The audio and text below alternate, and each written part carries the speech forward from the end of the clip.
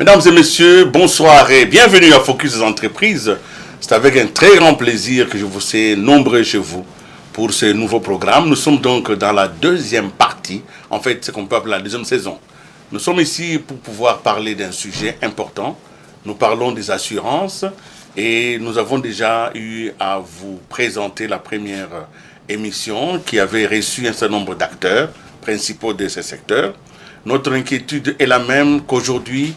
Quelle pourra être et quelle est la contribution des secteurs d'assurance dans la croissance économique? C'est un secteur qui a été libéralisé il n'y a pas très longtemps. Est-ce qu'il est aujourd'hui à la hauteur des espérances qu'il a soulevées? Toutes ces questions, vous nous les posez et nous vous avons posé ces questions et nous sommes venus aujourd'hui pour la deuxième partie. Pourquoi nous faisons en partie? Parce qu'il y a beaucoup d'opérateurs et chaque émission va mettre en phase les régulateurs du secteur et un opérateur que vous découvrez, que vous allez redécouvrir. Parce que pour certains, ils sont déjà en relation d'affaires avec ces opérateurs.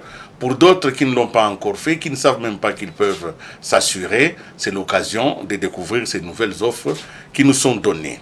Alors pour aujourd'hui, effectivement, nous avons un représentant de la régulation, l'autorité de régulation et de contrôle du secteur des assurances. Aujourd'hui, nous avons le plaisir de présenter M. Manasseh Kondo. Bonsoir. Bonsoir, M. Kalingai. Merci d'être là aujourd'hui. Vous êtes commissaire contrôleur à l'ARCA. Tout à fait. Soyez donc à l'aise sur ce plateau. Et nous espérons que l'ARCA va nous donner toutes les informations dont nous avons besoin parce que la régulation, c'est aussi important. Nous sommes là pour ça. Merci beaucoup. Alors, en face de vous, ce n'est pas un débat contradictoire, mais ils sont quand même physiquement en face de vous. À ma droite, le directeur général de Rossure, Life SA, voilà. Monsieur Hugues Toto Makanissi, bonsoir. Bonsoir, monsieur Kalingai. Ça fait plaisir de vous avoir sur ce plateau.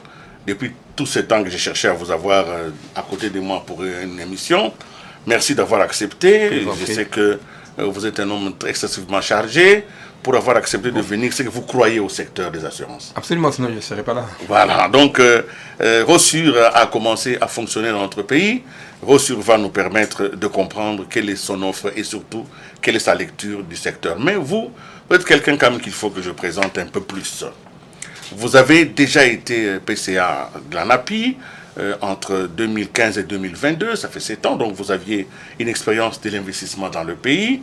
Vous êtes administrateur à la FEC depuis plus de 20 ans, donc vous êtes quelqu'un à qui on ne peut pas ça le raconter.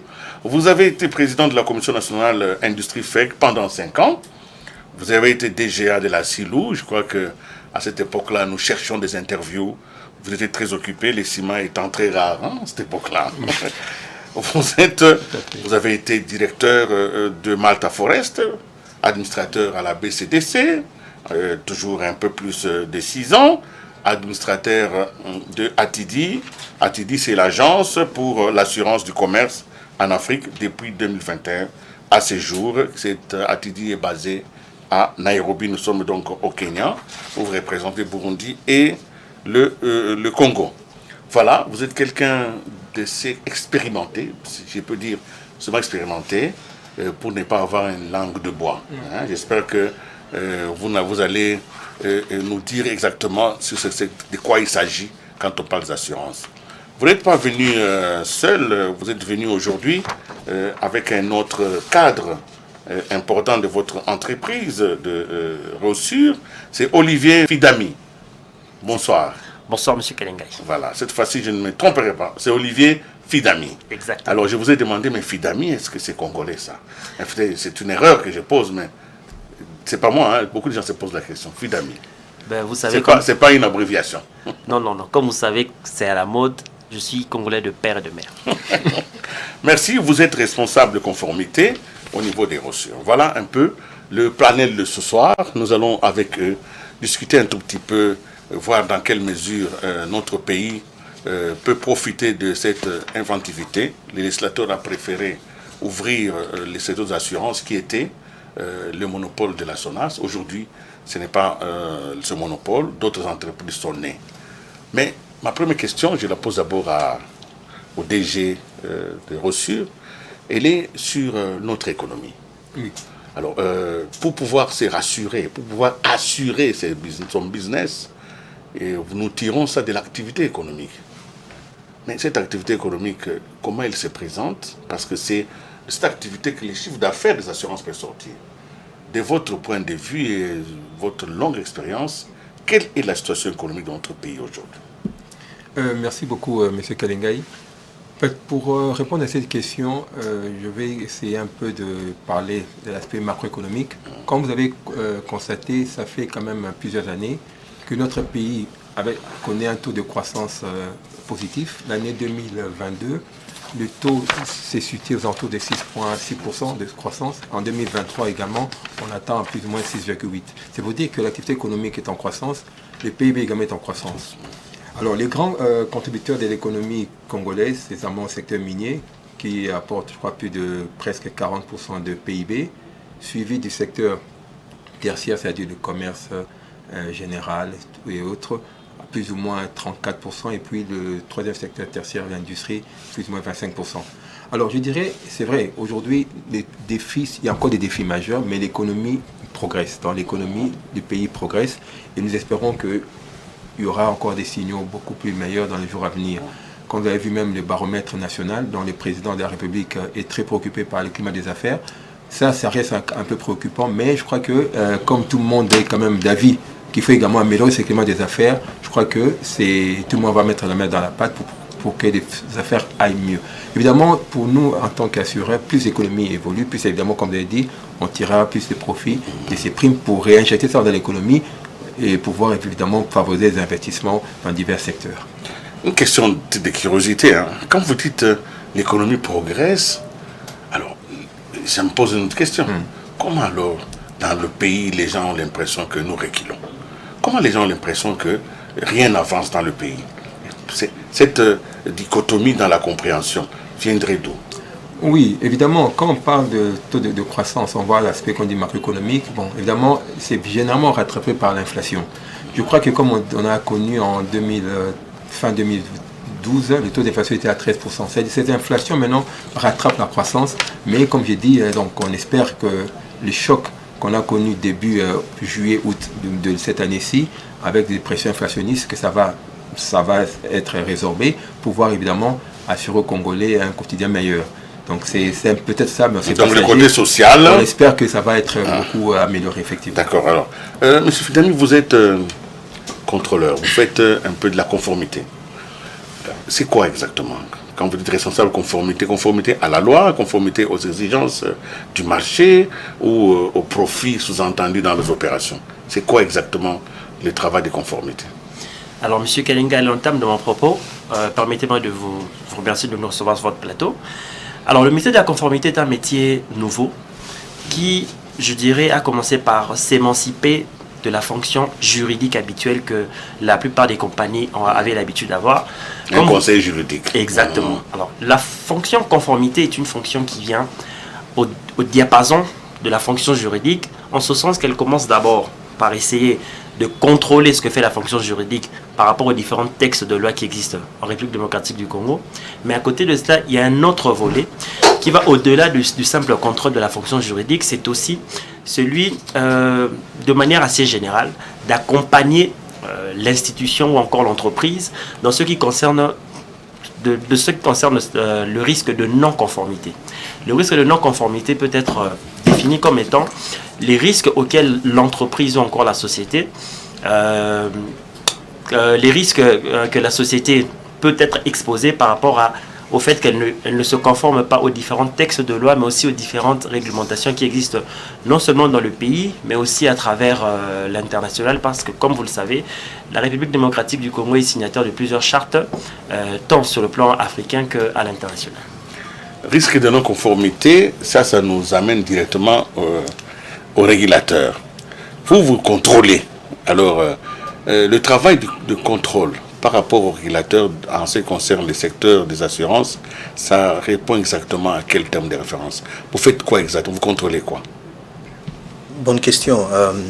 Ce qui est à savoir ici, c'est d'abord que l'État, au travers de la loi numéro 15-005 portant code des assurances, a voulu fixer des guidelines, de grandes lignes que toutes les entreprises d'assurance doivent respecter.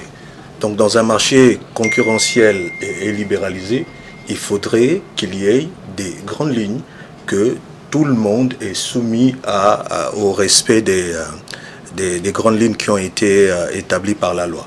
Voilà pourquoi il doit y avoir une entité indépendante des entreprises d'assurance pour pouvoir veiller à ce que les règles qui ont été édictées par la loi puissent être respectées. Voilà pourquoi il y a le régulateur qui suit la mise en application des dispositions du Code des assurances. Mais les régulateurs contrôlent. Moi, je vais revenir maintenant sur le contrôle. Je sens qu'il y a un parallélisme entre le travail de conformité et le travail de contrôle. Les entreprises s'organisent pour être conformes à la législation.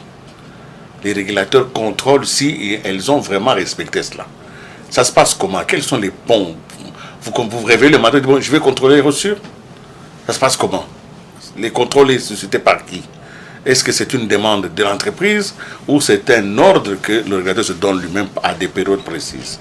Ce qu'il faut comprendre ici, c'est qu'il faut mettre les choses dans son contexte. C'est que dans le métier de l'assurance, il y a un engagement que les sociétés d'assurance prennent envers les assurés. Ce qui est de payer les sinistres. Et au moment où il y a un aléa, les différentes sociétés d'assurance doivent payer les sinistres, doivent intervenir, dédommager les différents assurés. Donc, c'est cela la base du secteur des assurances. Un assureur doit payer les sinistres. Maintenant, le régulateur existe dans son contrôle, il vérifie si réellement la société d'assurance va payer le sinistre au moment où survient l'aléa. C'est au fait ça la base. C'est qu'il y a un engagement de payer les sinistres et il doit y avoir le régulateur qui contrôle si ça a été réellement si réellement les entreprises d'assurance ont la bonne structure financière, la solvabilité qu'il faut pour payer les sinistres qui vont arriver. Voilà. Nous revenons donc à Rossure, parce que c'est Rossure aujourd'hui qui monte en puissance comme d'autres opérateurs. D'abord, rentrons aux fondamentaux. C'est né comment? Parce qu'on a libéralisé, et puis, bon, une entreprise est venue. On ne devient pas une entreprise d'assurance comme ça, par hasard. Qu'est-ce qui a motivé les créateurs de Rossure de mettre en place cette structure? Merci beaucoup pour cette question. Comme vous savez, Rossure est également créé donc, après la libération du secteur des assurances, intervenue grâce évidemment à la promulgation de la loi portant code des assurances, et par évidemment la volonté de la famille Raoudji, que vous connaissez très bien, qui existe depuis 1922 au Congo, et qui ont développé pas mal d'activités aussi bien dans le commerce général, industrie et la banque Robank que vous connaissez. Évidemment, le métier de l'assurance et le métier des banques sont des métiers, comme vous savez, dans beaucoup des cieux, sont des métiers qui vont toujours ensemble. Aujourd'hui, évidemment, il était tout à fait normal, je dirais même naturel, par l'ouverture de ce marché qui a été évidemment favorisé par le code d'assurance, que les actionnaires puissent évidemment mettre tout ce qu'il faut pour créer ces deux sociétés, donc Rossure SA, qui s'occupe évidemment de tout ce qui est assurance générale, et Rossure Life qui s'occupe d'assurance vie, pour respecter évidemment le code des assurances qui souhaite que les deux branches soient menées par deux sociétés distinctes. Voilà. Vous avez donc une offre que vous envoyez à l'opinion. Alors nous allons quand même souffler un tout petit peu avec l'opinion publique. Est-ce que les gens s'assurent? Est-ce que quand vous allez dans la rue, le degré de pénétration de messages des opérateurs il entre dans la population dans quelle proportion? Vous avez certainement des chiffres, mais nous avons fait quand même un petit sondage de rue, un tout petit peu, pour savoir si les gens s'assuraient, et si oui, pour quel type de police d'assurance, sinon, pourquoi ils ne le faisaient pas. C'est comme ça, au pif, suivant ces éléments. Non, je n'ai jamais souscrit à une assurance, parce qu'on n'est pas trop sûr de l'assurance en République démocratique du Congo. Nous voyons avec le cas des accidents. Il y a les gens qui ont souscrit l'assurance, véhicule ou autre chose, et quand il y a accident, l'assurance ne prend pas en charge. Et l'autre fois, ils avaient fait la publicité qu'ils ont commencé à payer. C'était des mensonges. Parce que j'ai connu un cas d'une femme qui a marché jusqu'à ce qu'elle est morte. Elle n'a jamais été payée par l'assurance. Donc ce que nous voyons à la télé, que non, l'assurance est en train de payer là, ce sont des mensonges. Nous, on n'a jamais eu ça.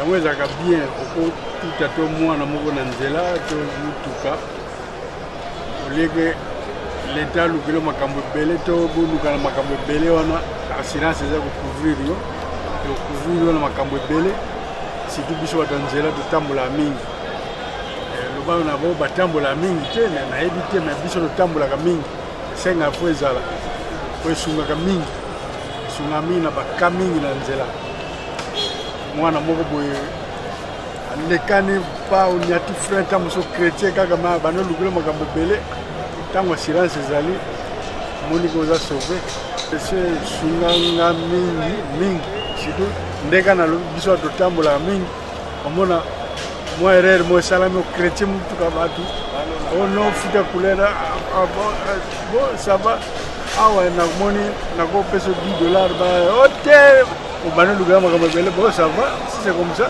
zela mponga mpe naza assuré toluka assurance afuta mona ye kutu mona aza nango te esunginga monika esunginga na bimisi assurance ye aza nango te al moya memelanga sumaka o 10 wana te nakopesa tu te nalobaki lero wana po totia mbutillage te na nzela mais yo namoni kote yo komi wana assurance na ngango ye eza te omoni ye eza te sikona naza na tort l'assurance te mpona tozokipe yango te mais assurance eza bien ezosunga biso quand même soki ozopaye moto lokola tokipe plate ekozala bien mpona assurance.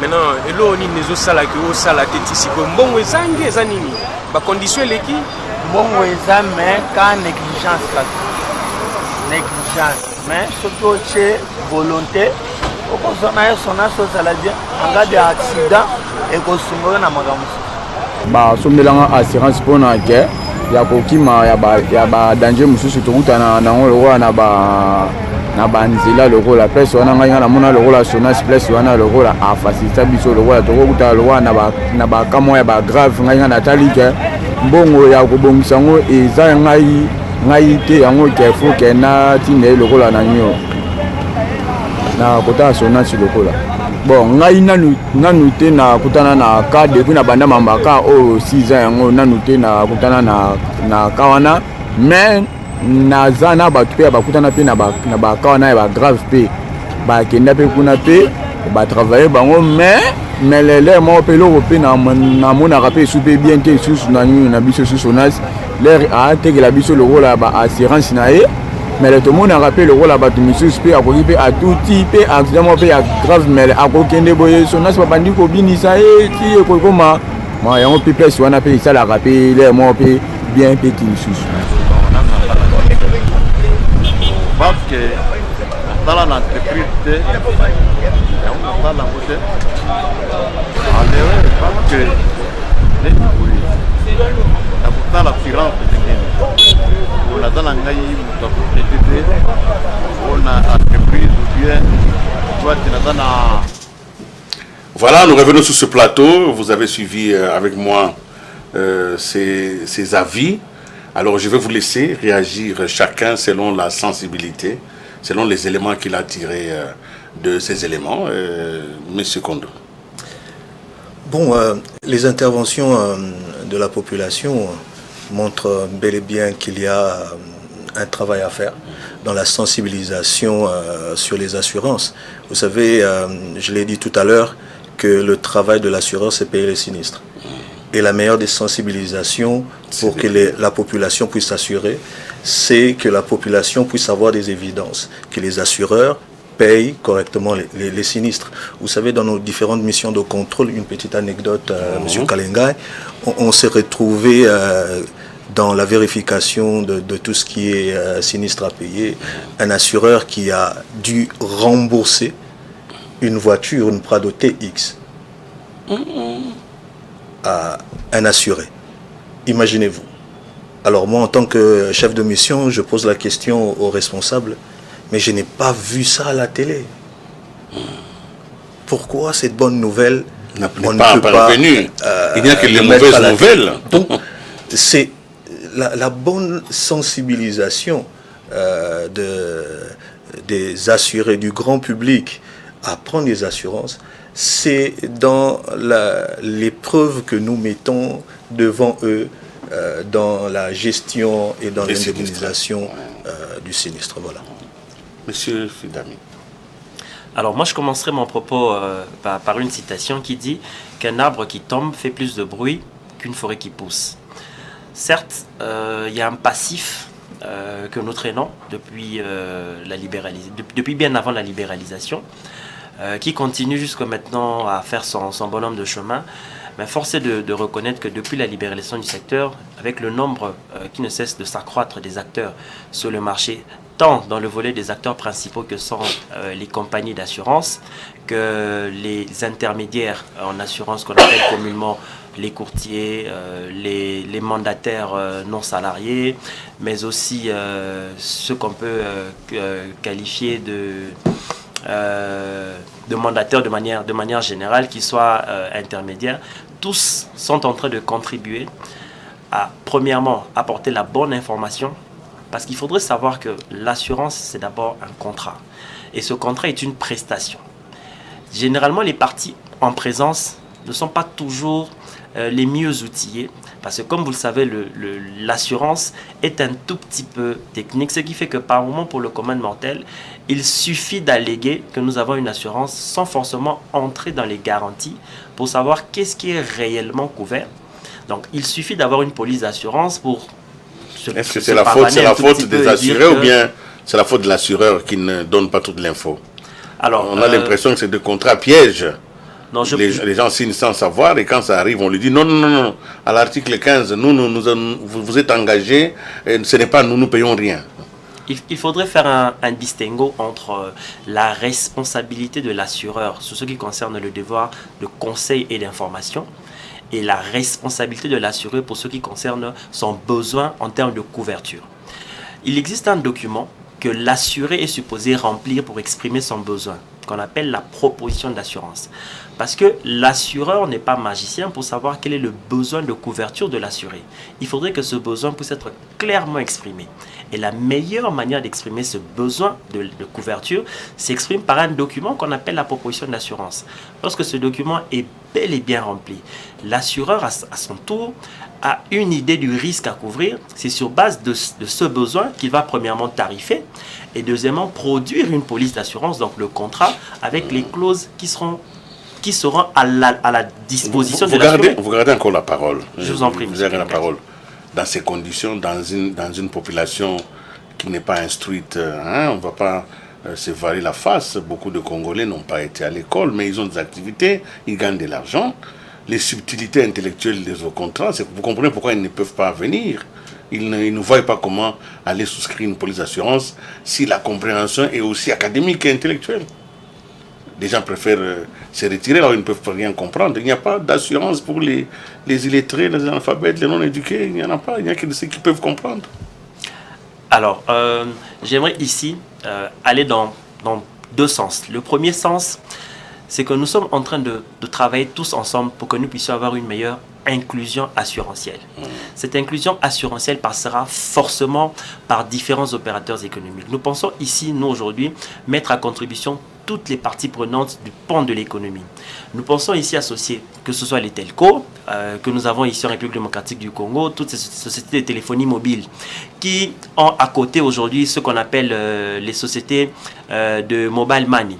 Vous constaterez avec moi, M. Kalengai, qu'aujourd'hui, il est plus aisé pour un Quinois, un Congolais lambda, d'avoir à partir de son téléphone un porte-monnaie électronique plutôt que d'avoir un compte bancaire.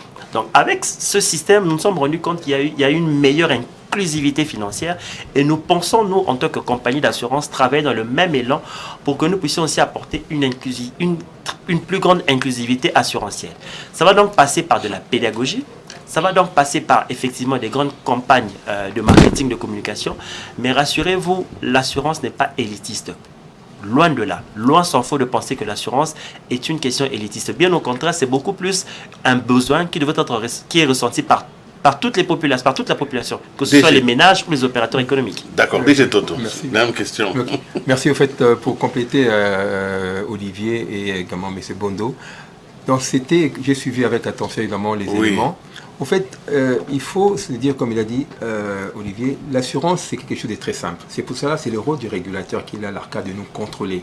En fait, la population doit faire confiance aux sociétés d'assurance. Ce qui s'est passé avant, je comprends la dame qui a parlé d'un cas passé, mais aujourd'hui, je peux vous rassurer que si aujourd'hui les sociétés d'assurance, qui œuvrent actuellement sur le territoire national, nous avons obtenu l'agrément de l'ARCA et il y a tout un processus de contrôle. Et ce qui est important pour les sociétés d'assurance, nous payons les sinistres. L'année passée, Rossure SA, Rossure Life, nous avons payé beaucoup de sinistres, en fonction évidemment des sinistres qui se sont présentés. Aujourd'hui, je crois que c'est plus une relation de confiance entre les assurés et les compagnies d'assurance. Donc nous sommes là pour garantir cette confiance, cette relation. En tout cas, je peux dire qu'aujourd'hui, la population congolaise, la population congolaise en général, la population qui nous en particulier, doit être vraiment rassurée des effectivités de l'assurance qu'ils prennent et également de la prestation des services en cas de sinistre. Vous avez suivi tout à l'heure un des chauffeurs qui disait qu'il avait fait un accident et que quand il a présenté son assurance, c'est lui qui avait été préjudicié et que l'autre n'avait pas d'assurance. Donc, il était épargné, pratiquement. Alors, évidemment, il y a cette problématique. Est-ce que moi, j'ai pris une assurance si j'ai un problème, c'est que c'est lui avec qui j'ai un problème. S'il n'est pas assuré, mon assurance ne peut pas le couvrir. Oui, ça dépend évidemment des garanties. Quand vous prenez une RC automobile, c'est-à-dire généralement quand il y a deux véhicules, moi je suis assuré, vous n'êtes pas assuré, et qu'il y a collision, accident, moi j'ai brandi l'assurance que je détiens, ma responsabilité est limitée à ça. Donc je peux maintenant, si vous n'êtes pas assuré, normalement, l'assurance automobile c'est une assurance obligatoire. Je parle sur le contrôle de l'autorité de régulation. Donc si quelqu'un n'est pas assuré, il ne peut s'en prendre qu'à lui-même. Donc vous qui nous suivez ce soir, vous avez acheté un véhicule, avant de le mettre en circulation, achetez votre assurance. Dans tous les cas, si vous faites un accident, eh bien, vous allez payer vous-même les dommages parce que vous n'avez pas assuré votre véhicule. Je crois que c'est un message important et c'est une assurance obligatoire. Alors, une autre question, je reviens un peu à Rossure. Pourquoi il y a Rossure Life et Rossure SA? Ce sont des subtilités, ce sont des membres de famille qui ne se sont pas entendus, ou c'est quoi? Qu'est-ce qui s'est passé? En fait, comme j'ai dit dès le départ, avec le code d'assurance, il y a deux branches dans le métier de l'assurance. Il y a la branche d'assurance non-vie ou IRD, c'est tout ce qui est risque divers, accident, incendie, et la branche vie. Dans les régulateurs, évidemment, ça dépend des pays. Dans certains pays, les deux branches sont dans la même société, mais avec le régulateur Congo, avec le code des assurances en RDC, les deux branches sont séparées et doivent être exercées par deux entreprises distinctes. C'est pour cela que nous avons au niveau de Rossure Life s'occupe des assurances vie, la branche prévoyance, capitalisation et épargne, et Rossure SA s'occupe de la branche, comme dit, General Insurance, assurance générale.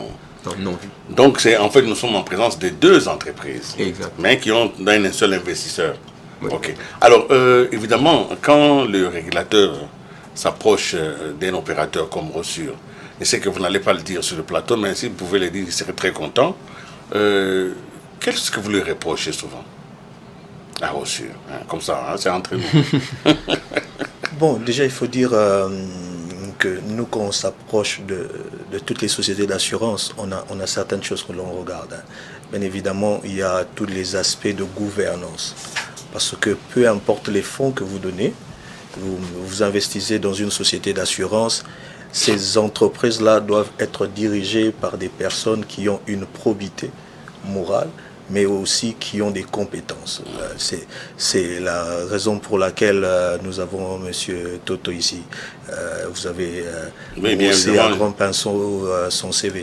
Donc ça, c'est un élément. Et nous insistons avec toutes les entreprises d'assurance que nous devons aussi voir des Congolais émerger dans les postes de responsabilité pour que cette libéralisation soit réellement bénéfique pour le Congolais.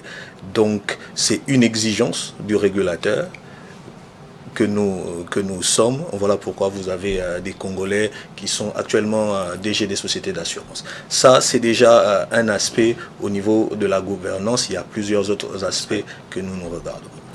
Alors, évidemment, il y a les opérateurs des assurances. Vous pouvez contrôler ce qu'ils font. Mais quand vous regardez le niveau de pénétration du marché, il est très faible. Nous sommes à 2-3%. Ce n'est pas beaucoup. Il y a beaucoup d'immeubles qui se construisent dans cette ville. Il y a beaucoup d'entreprises, même de l'État, qui posent des actes de gestion, des actes d'échange de propriété, mais qui ne sont pas assurés. Nous avons fait notre petit contrôle. Il y a des bâtiments dans la ville ici. Des bâtiments qui sont érigés à la Gombe, partout. Quand nous demandons un tout petit peu, nous creusons, ces bâtiments ne sont pas assurés. Est-ce que l'ARCA peut contrôler, peut faire un contrôle avant que les gens puissent commencer à construire? Est-ce que l'ARCA peut contrôler pour que, au lieu d'aller chez les opérateurs pour voir comment ils peuvent rembourser les sinistres, mais aller chez ceux qui agissent sans être assurés? Est-ce que vous avez ce pouvoir? Si vous ne l'avez pas, est-ce que c'est possible de l'obtenir et comment le faire? Bien évidemment, nous avons ce pouvoir-là. Actuellement, l'ARCA travaille dans le respect des 6 assurances obligatoires, entre autres l'assurance des constructions et incendies que vous avez cité tout à l'heure. Donc, nous avons commencé par un premier volet, ce qui est le respect de la faculté à l'importation, que nous avons lancé au cours de cette année 2023 par un système national d'émission des certificats. Ce système national d'émission des certificats d'assurance faculté à l'importation, nous le faisons avec la DGDA, qui est compétente en la matière d'importation. Donc, notre stratégie à ce niveau-là, c'est de pouvoir avoir un écosystème avec plusieurs entités qui ont des prérogatives dévolues dans certains secteurs. Et qui peuvent aider l'ARCA à s'assurer que les assurances obligatoires sont correctement respectées. Entre autres, vous avez le ministère de l'Habitat, tout ce qui est affaires foncières et tout ça.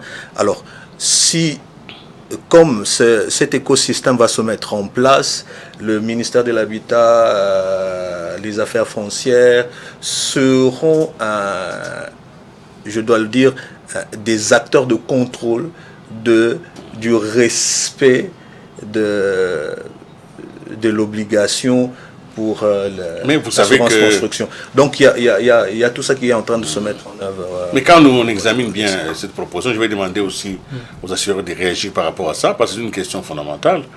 Quand on examine bien la situation, eh bien l'ARCA il y a des assurances obligatoires, mais qui sont contrôlés par des personnes qui ne sont pas l'ARCA, notamment d'autres services qui ont d'autres objectifs à poursuivre dans leur propre déploiement.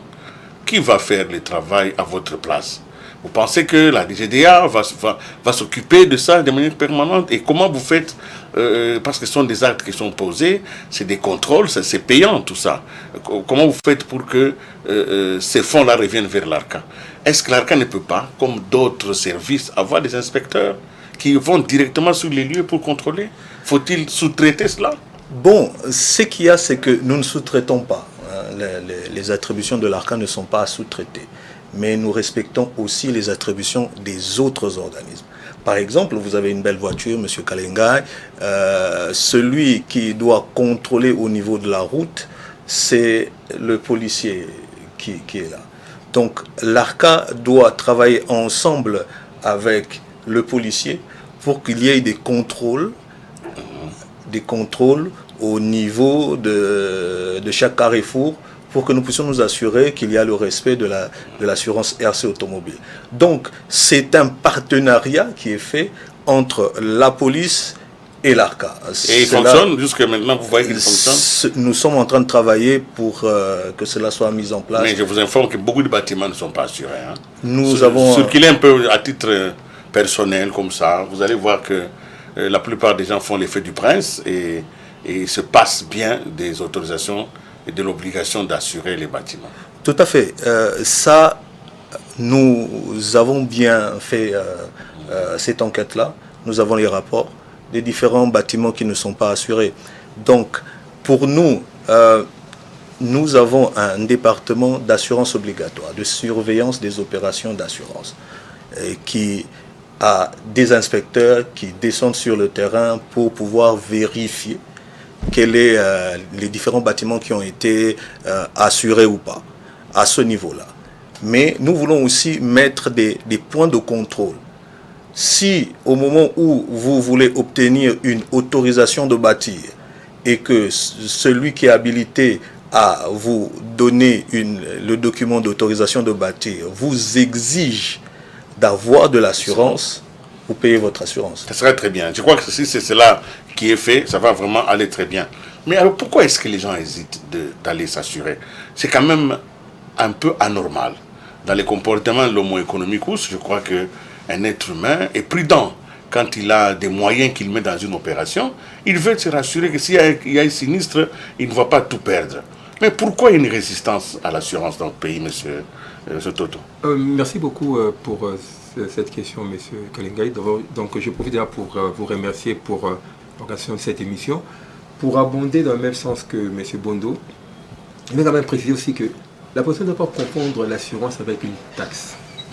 Ça, c'est déjà quelque chose de très important. Je crois que si dans le passé, on a perçu l'assurance comme étant une taxe, ce n'est pas bon.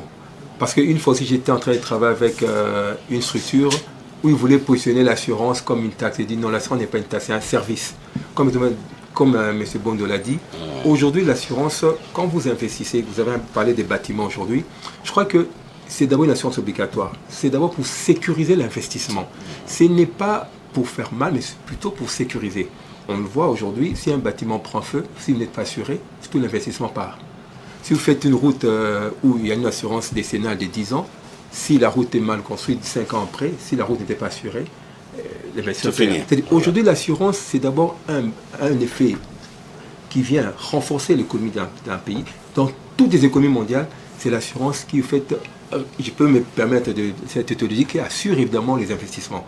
Donc aujourd'hui, comme M. Bond a dit, c'est par la conjugaison de plusieurs services ensemble que nous allons pouvoir faire booster ce marché. Donc ce n'est pas aujourd'hui à l'ARCA, je parle sur le contrôle de M. Bondo, qu'il faut positionner tous les agents de l'ARCA partout, non. Je crois qu'avec des services appropriés comme la DGDA, le ministère des Affaires foncières, le ministère de l'Urbanisme et Habitat, le ministère des Transports, c'est avec ces concours de tous ces services-là, on peut arriver à faire contre les assurances pour l'effectivité évidemment de leur application, pour pouvoir évidemment pousser le marché évidemment à connaître un taux de pénétration beaucoup plus élevé. Nous allons prendre la dernière question. Malheureusement, il y a tellement de choses à faire. C'était juste simplement aujourd'hui, vous vous êtes rendu compte que nous nous sommes beaucoup apaisantis sur la conformité, les contrôles et le progrès du marché. Alors, tels que les dispositifs existent aujourd'hui sur le plan légal, la loi, sur le plan de l'administration, est-ce que les dispositifs législatifs, est-ce que le cadre légal est-il satisfaisant, soit pour les régulateurs ou pour les opérateurs? S'il ne l'est pas, quels sont les autres secteurs, quelles sont les voies que l'on peut encore ouvrir pour que ce secteur finalement se développe? Parce que pour le moment, malgré votre bonne volonté, malgré la volonté de l'autorégulation ou de la régulation, le marché ne progresse pas encore. Beaucoup de Congolais ne sont pas assurés. Et pourtant, ils ont des activités de survie au quotidien. La maman qui est maraîchère ne ressent pas le besoin de s'assurer que son champ, qui est saisonnier, il peut avoir la pluie, il peut avoir l'eau, beaucoup de choses. Les études ne sont pas assurées, même la vie elle-même n'est pas assurée. Beaucoup de gens ne sont pas encore arrivés à cela. Vous avez commencé à parler en parlant de la différence entre taxes et, vous avez dit, et assurance. Mais j'aimerais quand même que nous prenions la parole. Nous commençons par Fidami, nous passerons par vous et puis nous finirons par les DG. Alors, M. Kalenga, il est important de noter que la réforme du secteur des assurances, à savoir la levée du monopole, reste une réforme notable de taille. J'aimerais ensuite que nous puissions faire une distinction entre les ménages et les opérateurs économiques. Il y a lieu de noter que les opérateurs économiques avaient l'habitude de s'assurer. Seulement, pour certains d'entre ces opérateurs économiques, ils prenaient cette assurance à l'étranger. Donc, avec cette réforme que nous avons aujourd'hui, qui est portée par le Code des assurances, avec l'article 286 notamment, c'est le lieu ici de saluer cette réforme qui permet que tous ces opérateurs économiques qui avaient l'habitude de s'assurer à l'étranger, de s'assurer localement. Ça nous permet donc d'avoir aujourd'hui des capitaux frais qui peuvent être placés auprès des différentes institutions bancaires. Et avec ces fonds, on peut faire beaucoup de choses. L'autre chose que j'aimerais ajouter par rapport à cette réforme, c'est qu'effectivement, le Code des assurances peut être un chapelet de plusieurs principes. Mais à côté de cela, il y a des mesures d'application qui doivent être prises. C'est donc ici peut-être les lieux aussi d'inviter les différentes parties prenantes pour ce qui concerne les différents textes de loi qui doivent accompagner cette réforme qui a été cristallisée par le Code des assurances, à savoir ici les différents textes qui doivent accompagner la fiscalité, notamment qui doit s'appliquer aux compagnies d'assurance, notamment la mise en place du fonds de garantie pour les automobiles. Il y a comme ça un ensemble de mesures qui doivent être prises par le gouvernement, mais aussi par le Parlement pour permettre une effectivité de cette libéralisation qui porte des fruits. Je peux vous le dire qu'en 4 années et demie, il y a du chemin qui a été fait. Alors, M. Kondo? Bien, pour répondre à cette question, il y a plusieurs points qui sont importants pour le développement de ce secteur libéralisé il y a cela 4 ans. C'est qu'il y a un effort à faire au niveau de la sensibilisation et de la vulgarisation sur le bienfait des assurances. Nous devons, permettez-moi le terme... C'est un travail de l'ARCA, hein, vraiment. C'est un travail de tout le monde. C'est un travail de tous les opérateurs économiques, des sociétés d'assurance, du régulateur. Nous devons nous tous nous mettre ensemble pour que nous puissions travailler sur la sensibilisation et la vulgarisation des bienfaits de l'assurance. Cela nous permet de, et permettez-moi le terme, de nous exorciser à notre passif. Okay? Une question, vous avez gardé la parole parce qu'il va m'échapper. Et dans les cas où, par exemple, on augmentait de 6, par exemple, à 15 les assurances obligatoires, ça ne serait pas un boostage? Bon, ici, déjà, il faut savoir que la RDC est parmi les rares pays qui ont 6 assurances obligatoires. C'est peu ou c'est beaucoup? Au regard des autres qui en ont moins, nous sommes déjà dans l'excès. Une innovation, appelons ça comme ça, une innovation. Nous avons 6 assurances obligatoires. Et tout ça doit être sensibilisé parce que nous avons un passif que nous drainons avec nous.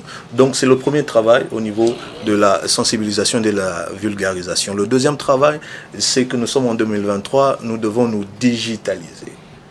Nous devons aller dans la digitalisation. Voilà pourquoi j'ai parlé tout à l'heure du système national d'émission de certificats d'assurance qui travaille avec Sidonia, le logiciel de la DGDA, pour tout un tas de contrôles sur le respect des assurances facultées à l'importation. Ça, c'est aussi un axe stratégique important pour le développement du secteur. Maintenant, nous avons évoqué tout à l'heure la mise en place d'un cadre de collaboration entre les différentes entités. Ce que nous devons collaborer, nous n'avons pas tous les pouvoirs, mais il y a beaucoup d'institutions qui doivent collaborer dans le respect du Code des assurances, mais aussi qui travaillent pour le développement économique de ce pays. Donc pour ça, il faudrait qu'il y ait un encadrement légal qui accompagne, mais aussi d'outils d'appui de contrôle qui vont venir. Donc il y a tous ces éléments-là. Oui, monsieur Dj. Ok, alors merci beaucoup. Moi, je vais plutôt rester positif. Pourquoi j'ai dit, quand vous voyez les chiffres en 2019, quand le marché avait commencé le marché s'est ouvert, on a capé plus ou moins 100 millions de dollars de primes. En 2020, on est passé à 140 millions, 130 millions. Et en 2021, avec le rapport du régulateur, on était à 219 millions de dollars. Ça fait qu'il y a une bonne croissance. Ça fait qu'aujourd'hui, c'est un marché jeune. La confiance, ça s'est créé au fur et à mesure. Aujourd'hui, avec les régulateurs, les compagnies d'assurance, j'appelle évidemment tous les investisseurs, toutes les compagnies qui œuvrent en RDC, de respecter évidemment le code qui oblige au fait à toute personne, toute entreprise qui exerce en RDC de souscrire auprès d'une compagnie d'assurance agréée en RDC. Je crois que, comme j'ai dit, je reste positif, le marché est en train d'évoluer avec la vulgarisation, parce que nous ne cessons de faire ça. Chaque fois, à notre niveau, nous parlons de ça. Nous essayons de communiquer à travers la République pour pouvoir donner évidemment le bien fondé des assurances. Aujourd'hui, comme je dis, je parle des assurances IRD, comme des assurances vie, qui apportent évidemment une réponse, vraiment une vraie réponse à la population congolaise, surtout pour les gens qui sont dans les microfinances ou l'assurance vie, par exemple l'assurance des prêts.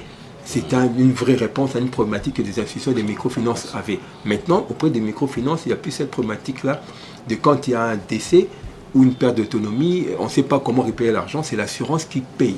Vous voyez, donc aujourd'hui, c'est comme dit, le marché est en train d'évoluer, restons positifs avec les régulateurs, avec, comme on dit, l'écosystème qu'on va créer.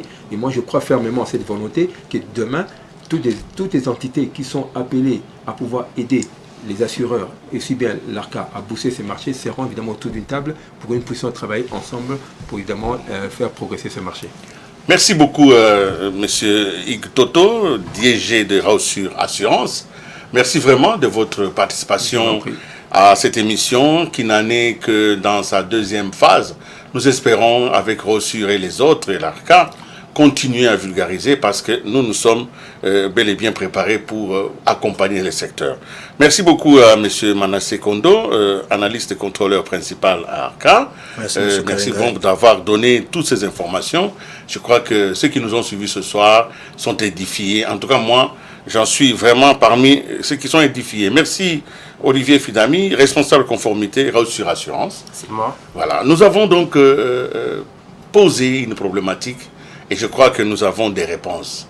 On ne peut pas résumer une émission comme ça. Simplement, je peux dire que le marché est en progrès, les chiffres les témoignent, mais en même temps, il y a des efforts à faire au niveau institutionnel, notamment un certain nombre de textes pour la fiscalité. Il faut que les parlementaires regardent encore en disant, oui, nous avons voté, on a promulgué une loi de libéralisation, mais une loi, c'est un squelette, il faut l'habiller. Il faut donc des mesures d'application, parmi lesquelles celles liées à la fiscalité. Oui, il faut des fonds de garantie, par exemple pour l'assurance auto, mais surtout aussi, avec le ministère du numérique, il faut la digitalisation, parce qu'aujourd'hui, nous gagnons en temps, en espace, en moyens, en digitalisant les différentes opérations. Vous avez compris qu'il y a un chantier à faire, mais cette émission a été optimiste parce que nous croyons que le secteur peut se développer. Mesdames et messieurs, merci donc d'avoir été à Focus pour nos entreprises. Nous recevions l'autorité de régulation du contrôle des assurances. Nous recevions une grande maison, un opérateur, Raussure, et laissez-nous vous demander d'aller voir Raussure si vous avez des business, parce qu'ils sont là aussi pour vous recevoir. J'espère que vous allez être entre les mains des experts, et ils le l'ont démontré tout au long de cette émission. Quant à moi, je vous dis au revoir et je vous donne rendez-vous pour la troisième série de cette campagne que nous avons lancée ici à Géopolis, parce que nous pensons que les assurances, c'est important. D'ici là, au revoir, assurez-vous.